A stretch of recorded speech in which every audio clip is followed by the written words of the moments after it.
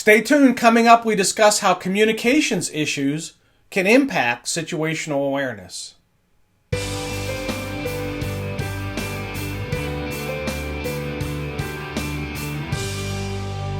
Hello and welcome to the Situational Awareness Matters Show, episode 374. I'm your host, Rich Gassaway. The purpose of this show is to improve situational awareness and decision-making for individuals and teams who work in high-risk, high-consequence, time-compressed environments with changing conditions. The SA Matters mission is simple. We want to help you see the bad things coming in time to prevent bad outcomes. Today's feature segment is sponsored by Gassaway Virtual Training. There are 33 online training programs for you to choose from. Some of the programs are live events presented virtually, and some of them are pre-recorded programs.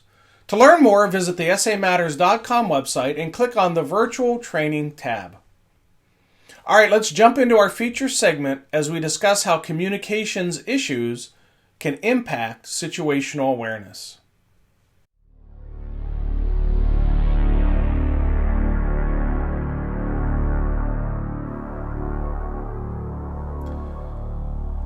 As I outlined in my book on situational awareness, I parsed the list of the 116 situational awareness barriers that I uncovered into 12 categories.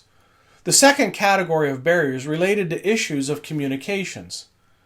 If staffing was an issue that I could classify as unique to the fire service, then communications is an issue that I categorize as universal to all high-risk, high-consequence decision-making environments. This would not be too surprising when you think about how challenging it can be to communicate effectively with other people in low-stress, low-consequence environments. Under the best of conditions, there can be miscommunications. When you add stress, uncertainty, changing conditions, and risk, communications can become very challenging. Recall the first level of the development of situational awareness is capturing the clues and cues that are happening in your environment. This includes capturing verbal clues and cues from dispatchers and other responders. To miss radio communications is to miss clues and cues. Were they critical clues and cues? The answer to that question is usually made apparent during the post-incident evaluation. Missing radio communications can lead to additional communications issues as well, especially if the sender of the communications thinks the message was received when in reality it wasn't. This may happen in the haste when a sender delivers a message and never waits for the acknowledgement of the receiver. The receipt of the message is assumed. This leads to a disconnect between personnel who are supposed to be on the same page, working toward a common goal, but they're no longer on the same page. Using the analogy of an orchestra, the wind section is playing Beethoven while the strings are playing Garth Brooks, and percussion is playing Snoop Dogg. It's not going to sound pretty. As I stated earlier, the importance of missed radio communications may not be readily apparent because the decision maker does not realize that they missed the message. At some point, though, that missed message may become very important to the safety of other first responders. Imagine you go to a movie with a friend, and before the movie starts, your companion decides that they want some popcorn, and you offer to go get it. While you are out of the theater, the movie starts. In the first scene, a lady is walking to her car at night. As she fumbles through her purse for her car keys, they fall out of her purse and onto the ground. She stops and picks up the keys, unlocks the car door, gets in and drives away. You return from getting the popcorn just as the car pulls out of the parking spot. Disappointed that the movie already started while you were out of the theater, you ask your companion, "What did you miss?" They tell you, "Oh, the movie just started, you didn't miss anything." And you're relieved. Later on in the movie, something significant happens. Then now you're confused. You don't understand what the meaning of it is. This is because unbeknownst to you and to your companion, when that lady fumbled her keys out of her purse at the start of the movie, besides the car keys, something else fell out of her purse. The clue was so subtle that your companion barely noticed it, and it surely didn't think that it was important enough to mention it to you. But that was a critical clue. It seemed so innocuous, so inconsequential at the time.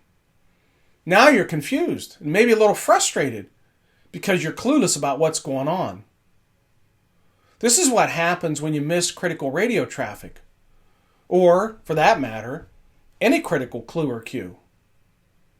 The problem is you don't know what is critical at the time.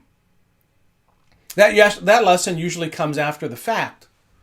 Hopefully, not as part of a post-incident evaluation of a casualty incident. As challenging as missed radio communications is, the lack of updates or progress reports can be equally daunting to decision makers. Crews simply do not tell the decision maker what's going on. That may occur for several reasons. First, the responders may erroneously assume the decision maker can see what the conditions are like from their vantage point. And sometimes they can. But that's not something that should be assumed or left to chance.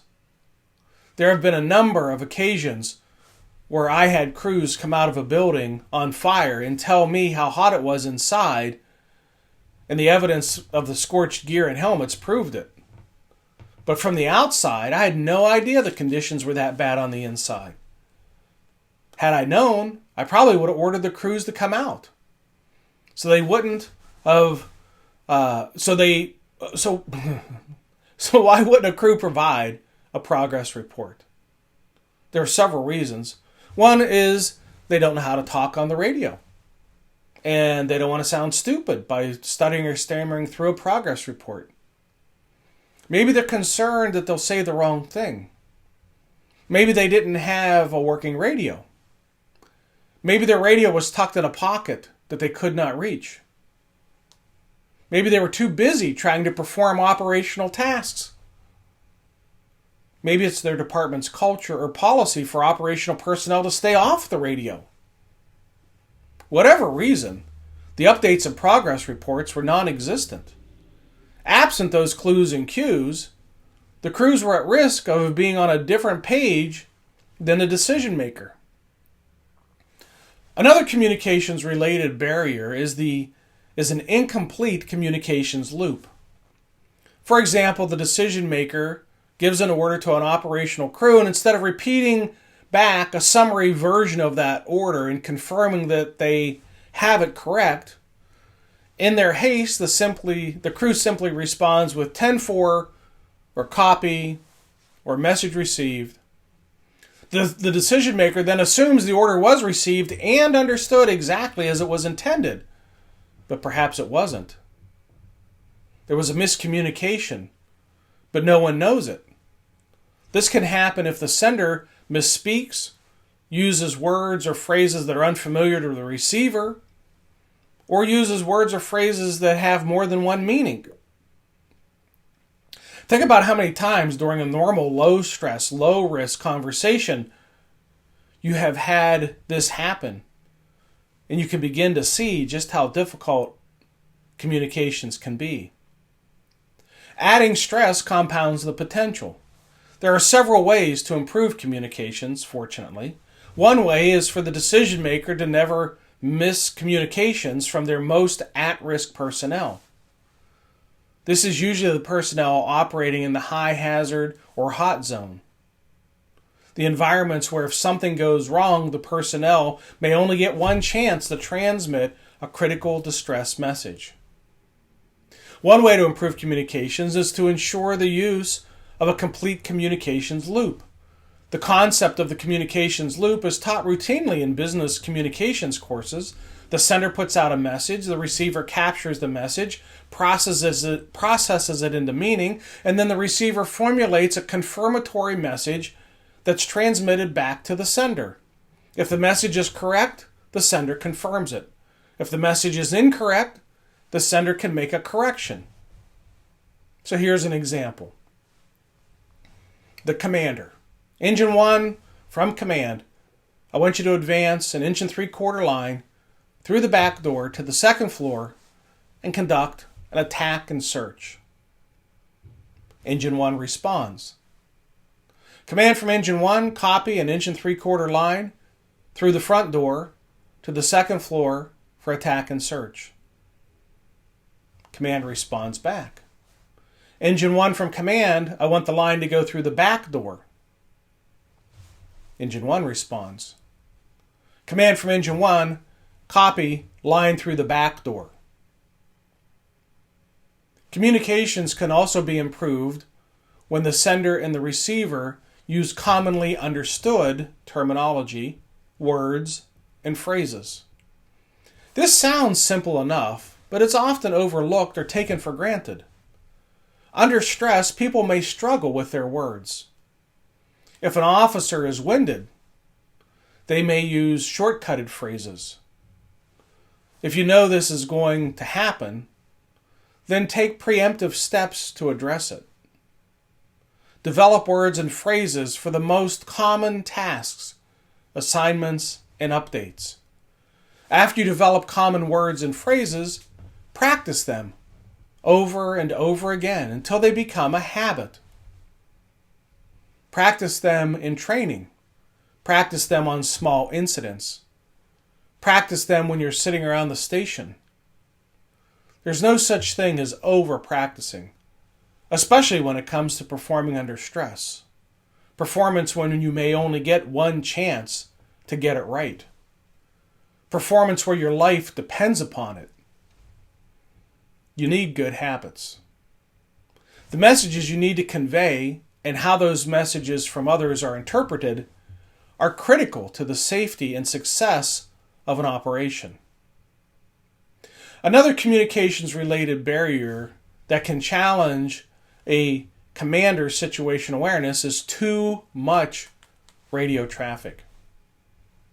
Every radio transmission has to be processed into meaning.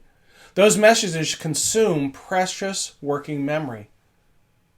Memory that a commander needs to figure out what's going on and what's going to happen next. Critical radio messages will facilitate that. Non-critical messages, might read that as noise, hinders a commander's ability to think and develop a clear mental model about what's going to happen next. Micah Ensley, the mother of situational awareness, talks about this level 3 situational awareness, where the commanders are predicting the future. Commanders I interviewed expressed frustration over too much radio traffic. They said things like, everyone who has radio thinks they have to talk on it. Or our department issued everyone a radio and it was a big mistake because now you can't get a word in edgewise for the chatter. There are some other communications related issues that warrant discussion as well. Radio equipment problems can create barriers to communications, especially when they go undetected. If a radio is not functioning or a radio channel control dial gets bumped and the channel is switched, the crew in a high-risk environment may not know it's happened. There could be critical messages being communicated from command to a crew at an incident scene, and the crew with a radio problem may not even know it. Other communications barriers can arise as well when multiple departments responding to a call have incompatible radios. This information being shared over the radio, whether the source is from dispatch or sharing caller information from the responding companies providing size-up information, or from the command giving initial assignments that are the critical clues and cues that should be shared, can't be shared. If you do not know you have compatible radios that facilitate sharing those critical messages, then it's the responsibility to expect responding personnel are not going to be on the same page when they arrive. Stated another way, they will not have a commonly understood sense of shared awareness about what's going on and what needs to be done. If a mutual aid department arrives on the scene after missing critical information that was shared over a radio, there's a chance that they may be confused and frustrated, which are both barriers to maintaining situational awareness. But the problem doesn't end there. If you're going to try to rectify the problem, someone has to conduct a briefing. Someone has to bring the mutual aid responders up to speed. That someone is often the incident commander, who now, in addition to having to perform all the duties of being a good commander, has to now take time from their mental processing and their part of their precious memory to update the incoming mutual aid departments about what they need to know and form those messages in a fashion that when they articulate it, it makes sense. And then actually tell those mutual aid responders all that they need to know in a timely manner. Depending on how many mutual aid responders are coming in who do not have compatible radio equipment, you can imagine how daunting this barrier is to a commander's situational awareness as it plays out numerous times during a time when there is no excess capacity to commit to this task. So something has to give.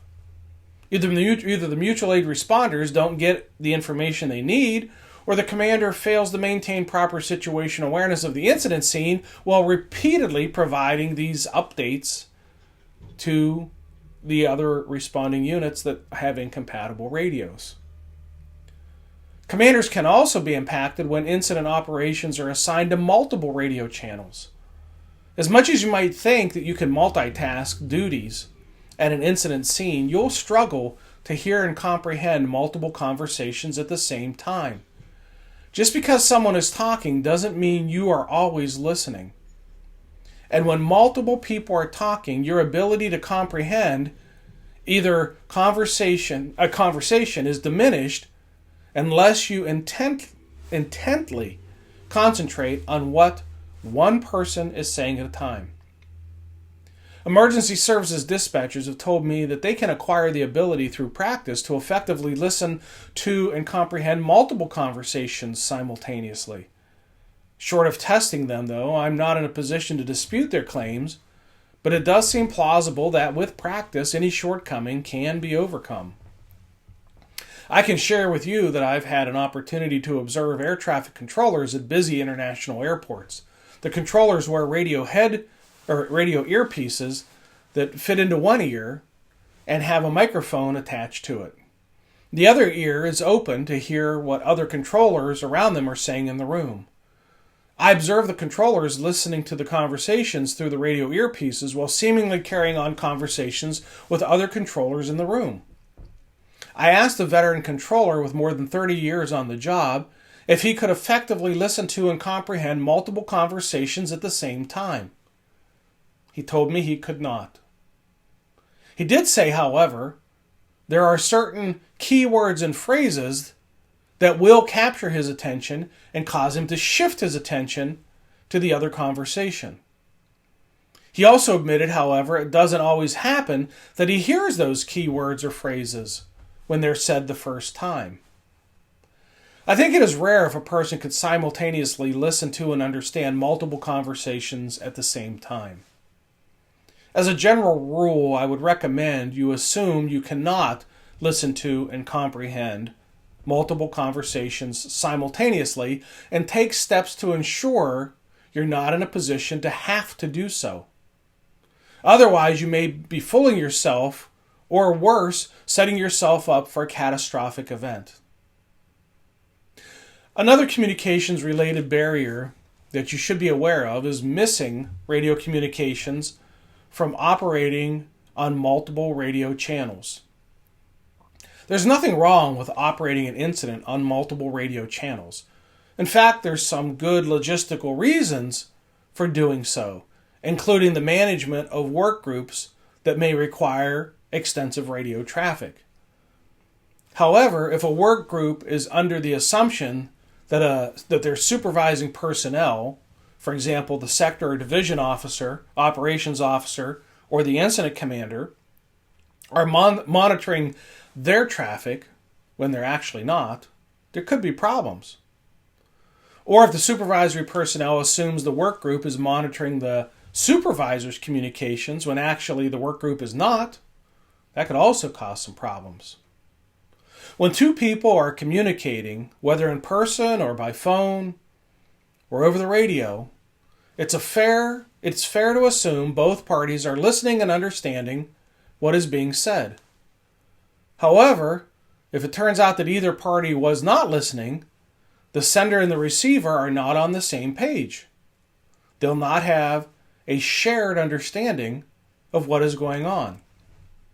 This problem can be compounded by multiple work groups and multiple supervisors assuming that everyone is listening and understanding what is being communicated, when in reality, some may not be.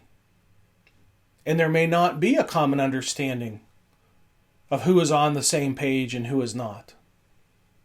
It's not difficult to see a recipe for disaster that is brewing. Another way communications problems impact commander situational awareness is when there's non-compatible radio channels. While I suppose this could happen within a single department, my experience has been that it's more likely to occur with mutual aid and it is used with a neighboring department operating on a different radio channel. This puts both the host department and the mutual aid department in a deficit position of not having common understanding of what is going on. While the mutual aid department is responding to the call, the host department is managing the incident, often by radio. By the time the help arrives, they've missed countless clues and cues about what's going on. Ideally, the incoming mutual aid responders would receive a briefing about what is happening and what's been done and what needs to be done. But in reality, sometimes the commander is either too busy or just overlooks the need to give that incoming personnel that briefing. Even if the commander does give a briefing, chances are that the incoming responders are not going to receive nearly as much detail as they would if they were able to monitor the radio traffic during the response. Non-compatible radios can continue to plague the communications throughout the incident, as critical pieces of information are shared over the radio channel, but not repeated on the other channel. Anytime the left and the right hand are not synchronized, there's a potential for problems. The final communications barrier that I want to address is the inability or unwillingness of personnel to communicate by radio. There are a variety of reasons why this can occur. Sometimes it's simple as the radio is located in the pocket and not easily accessible. Maybe the commander has to remove the radio from their pocket to talk on it. Maybe this pocket is blocked by an SCBA strap or a shoulder strap being used as a sling for a flashlight or a thermal imaging camera. Some commanders reported that company officers simply would not give updates or progress reports. When asked for an explanation, some stated the company officers were not properly trained on how to talk on a radio, and thus they were reserved about saying anything for fear that they would sound foolish. Others said they were simply too busy performing hands-on work to take the time to talk on the radio. While this is a reasonable explanation, it does not help to improve the common understanding of the key players on the emergency scene. If a supervisor or a commander does not hear directly from the crews that are in the high-risk, high-consequence environment, the likelihood of miscommunication and misunderstanding increases. In the post-incident review, crew members have said they thought the deteriorating conditions would be obvious to the supervisors and the commanders on the outside, when in reality they were not. Commanders have stated after the fact that they would have known the conditions were as bad from being told that, and didn't have to wait till the post-incident review to find out. The decision maker would have withdrawn the personnel, and that decision would have come a lot sooner. As much as it may be difficult to believe, some firefighters have reported that in their organizations the culture is one that does not favor the use of radios by personnel, In other words, you should be working and not talking on the radio. This is but one symptom of an organizational culture that is out of balance. The challenges of an organizational culture will be discussed in greater detail in another episode. In an upcoming episode, I'm going to take on the next situational awareness barrier that was in my research, and that are issues related to physical and mental stress. Since the start of the pandemic, I've had some amazing opportunities to present my programs on a virtual platform to groups ranging in size from 6 to 400, with recorded playbacks being viewed over 28,000 times. Here's hoping the vaccinations reduce the number of cases and return us back to some form of normalcy. I think we're all ready for it. Thank you to the organizations that have hosted live situational awareness programs recently, including the Kansas State Firefighters Association, the Hilltop Hose Company, just outside of Pittsburgh, Pennsylvania, and the Allegheny County Public Safety Academy for providing the venue, Henkels and McCoy's Corporation for training their electrical lineman foremen, and the Minnesota Board of Firefighter Training and Education. Here's the training that we have upcoming. On May 25th, that's tonight, I'll be facilitating the Minnesota Virtual Training Series, and this program will feature Peggy Young talking about Strength Finders. Then tomorrow, I'm flying to Utah, and I'll be presenting a situational awareness program for the Utah Fire Chiefs Association in Salt Lake City. On June 3rd, I'll be facilitating the Minnesota Virtual Training Series again. This program will feature firefighter health and wellness experts from the MinFire Initiative, talking about cardiac health, cancer, and mental health. Then on June 8 and 9, I'll be presenting two programs for the Fire Chiefs Association of British Columbia for their annual conference. On June 14 to 16, I'll be presenting three situational awareness, safety, and leadership programs for the Clark County Fire District No. 6 in Vancouver, Washington. On July 19 through 21, I'll be presenting situational awareness programs for the Spring Fire Department in Spring, Texas. On July 28th to 30th, I'll be presenting training for failure at Fire Rescue International in Charlotte, North Carolina. And then on August 2 through 5, I'll be presenting situational awareness programs at the Portsmouth Naval Shipyard in Kittery, Maine. And this will be the fifth program that I've delivered for shipyards for the Navy from Maine to Hawaii. Thank you to the organizations who've allowed me to train your members virtually, and a special thanks to the agencies that have postponed their programs in 2020 and patiently waited for us to be able to get those programs rescheduled. If you're interested in hosting a virtual program or a live event, just click on the Contact Us tab at the top of the samatters.com homepage, and I'll give you a call. Finally, remember to check our show notes for how to subscribe to our newsletter and how to follow us on social media.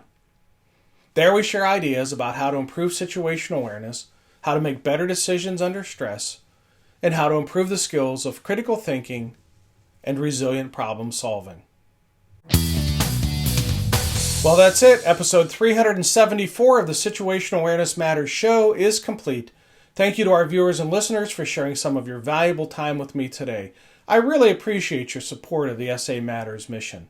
Be safe out there, and may the peace of the Lord and strong situational awareness be with you always. You've been listening to the Situational Awareness Matters show with Dr. Richard Gassaway. If you're interested in learning more about situational awareness, human factors, and decision-making under stress, visit his website, samatters.com.